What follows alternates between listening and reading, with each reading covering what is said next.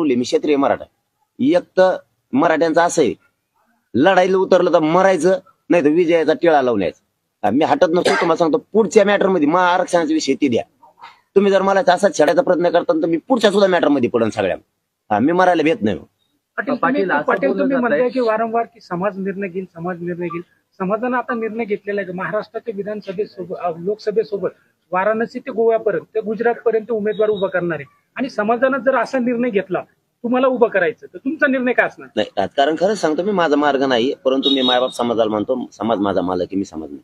आणि हे मात्र खरं आहे की ते पार गुजरात पासून ते काय तिथपर्यंत फॉर्म भरणार महाराष्ट्र, हे मात्र खरं आहे. आणि तो समाजाचा निर्णय माझा नाही, मी मालक नाहीये समाजाचा, मुलगा म्हणून काम करतो. समाजाने म्हटलं जर तुम्ही उभा राहा लोकसभेला किंवा विधानसभेला, नाही, राजकारण माझा मार्गच नाही. यातलं आपल्याला जे कळत नाही ते नाही तर मग आता इतकं मला त्यांच्याविषयी समजा फडणवीस साहेबांनी एवढा द्वेष मराठ्यांचा, मग मी बी द्वेष करणारच ना, मी म्हणणारच नाही ना. मग बघतो ते राजकारण मार्गच नाही.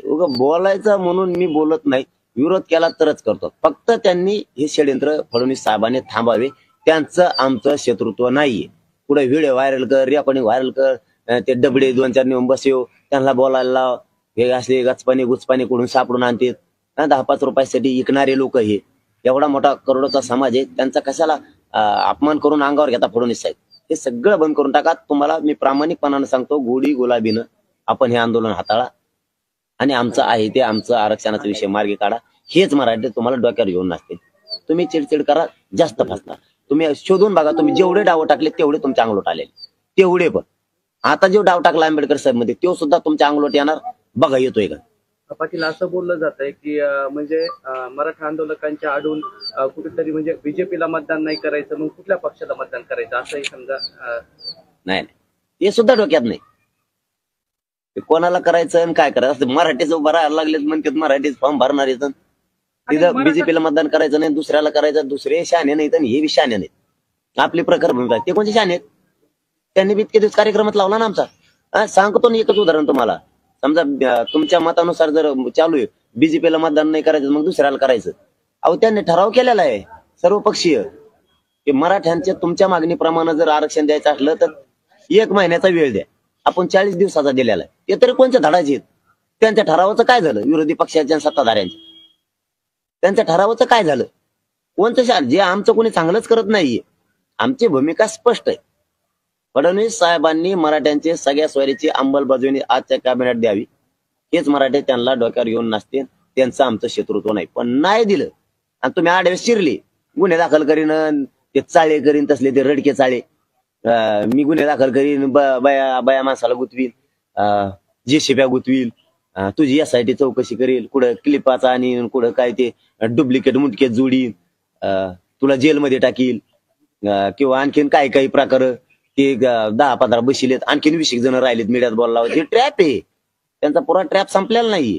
किंवा फक्त डाव आहे त्यांचा, किंवा आत्ताचा बी डाव आहे गुन्हे दाखल करायचा 10% आरक्षण घेण्यासाठी. आम्ही घेत नाही ते. फडणवीस साहेब तुम्हाला प्रामाणिक सांगतो, तुम्हाला सगळी स्वारीची अंमलबजावणी करून गॅजेट तिन्ही घ्यावं लागणार आहे. तुम्हाला त्याशिवाय सुट्टी. तुम्हाला वाटत असेल सत्ता माझ्या हातात आहे, सत्तेचे पुढे शानपण चलत नाही, चलतं. आम्ही ते मोडून टाकणारे शब्द आता मागचे.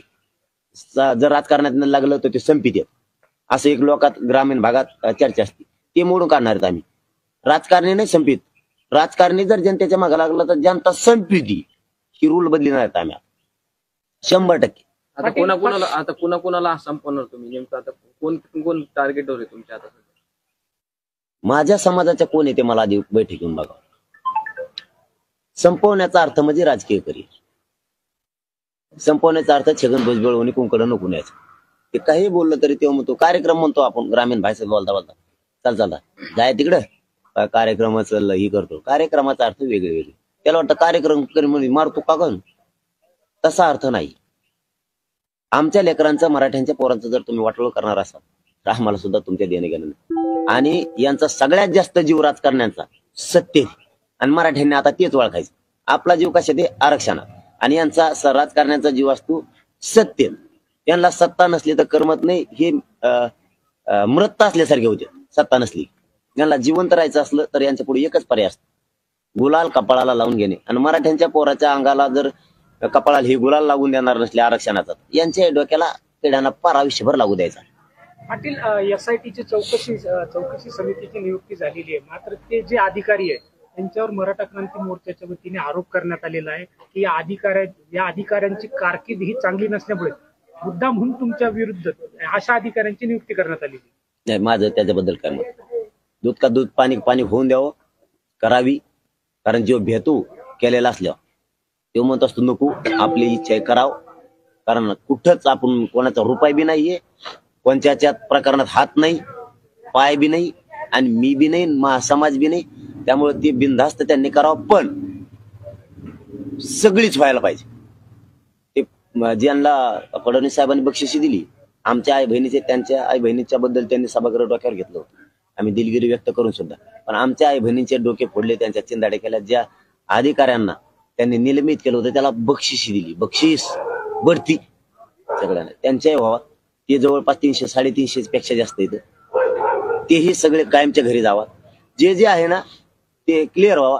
त्यांच्या कोणत्या मंत्र्यांना आदेश दिले तेही त्याच्यात यायला पाहिजे. गृहमंत्र्यांनी का आदेश दिले लाठीचार्जच्या, आंतरवालीच्या, तीही चौकशी मग त्या यासाठीच व्हायला पाहिजे, गृहमंत्र्याची सुद्धा. त्याच्यात काही आमदारही होते, काही मंत्री पण होते. त्या दिवशी SP, DYSP, तहसीलदार, SDM त्यांच्या टच मध्ये होते काय करायचं म्हणून. एक मंत्री विमानानं डायरेक्ट इथे येणार होता, पण कोणीतरी इथून सांगितलं का आम्ही ते हातोळून घेतो, काळजी करू नका तुम्ही. ते येणार होते तोडगा काढायसाठी, येऊ दिलं नाही. म्हणजे त्यांनाही माहित होतं की हल्ला करून घ्यायचा आहे मला, आणि त्यांनी तो हल्ला करूनच घ्या.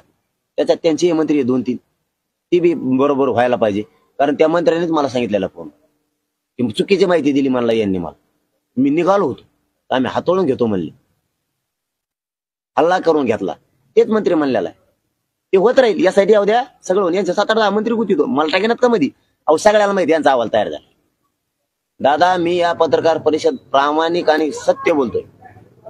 ह्यो अहवाल आधीच बनलेला आहे, आधीच तयार झालेला आहे, SITच्या आधीच.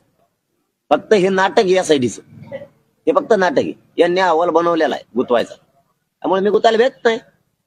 बदनामी केली तुम्ही, रेकॉर्डिंग त्याला भेट नाही. मी पण माझ्या जातीपासून फडणवीस साहेब तुटू शकत नाही. ही तुमच्यातली आयुष्यातली मोठी चूक असणार, बदनामी करून. पाटील, समाजाकडून एक मागणी केली जाते SIT चौकशी जी आहे ती पडद्याआड न होता, कारण ऑन कॅमेरा व्हावी, समाजालाही ते कळावं की म्हणजे SIT चौकशी काय गुंतवण्याचा प्रयत्न होतो, ह्या सगळ्या गोष्टी, आणि त्याच्या संदर्भात काय बोलतात जी समाजाला ते योग्य वाटत होतं करू द्या ना. मी म्हणतो मग कशाचं तयारी आहे भाऊ, ते जर म्हणले ना मीडियावर लाईव्ह करायचे तरी करतो, काही अडचण नाही. फक्त अहवाल तयार आहे हे मी प्रामाणिक सांगतो. ही मोठा तुम्हाला एक जबाबदारीने शब्द सांगतो. अहवाल कसा तयार. पावसाळी अधिवेशनात प्रश्न विचारला होता फडणवीस साहेबांना, बहुतेक पावसाळीच असेल मुंबईमध्ये. त्याच्यात प्रश्न विचारला होता विरोधकांनी, यासाठी चौकशी करा या आंतरवालीच्या प्रकरणाची, हे इकडं काय प्रकार झालेत महाराष्ट्रात त्याची. तर फडणवीस साहेबांचं उत्तर देताना असं म्हणलेले की माझ्या पोलिसांना सखोल चौकशी केलेली, अहवाल माझ्याकडे प्राप्त झालेला आहे, त्यामुळे यासाठी नोंद स्थापन करण्याची गरज नाही. पण जर सभागृहाचं म्हणणं असलं तर यासाठी नेमू, परंतु यासाठी नेमण्याची आवश्यकता नाही, कारण माझ्या पोलिसांनी सखोल तपास केलेला आहे आणि त्याचा अहवाल मला प्राप्त झाला. मग असा काय फडणवीस साहेबांना साक्षात्कार झाला की ती घटना घडल्याच्या नंतर आता यासाठी नेमायला लागली. त्यावेळेस म्हणता माझ्या पोलिसांनी सखोल तपास केला. आता का दुसरी कोण आणलेत का, अमेरिकेकडून कॅनडाकडून पोलिस, आता का दुसरी कोण आणले? आता कोणती चौकशी करायची, चौकशी झाली म्हणले तुम्ही. याचा अर्थ अहवाल तयार आहे.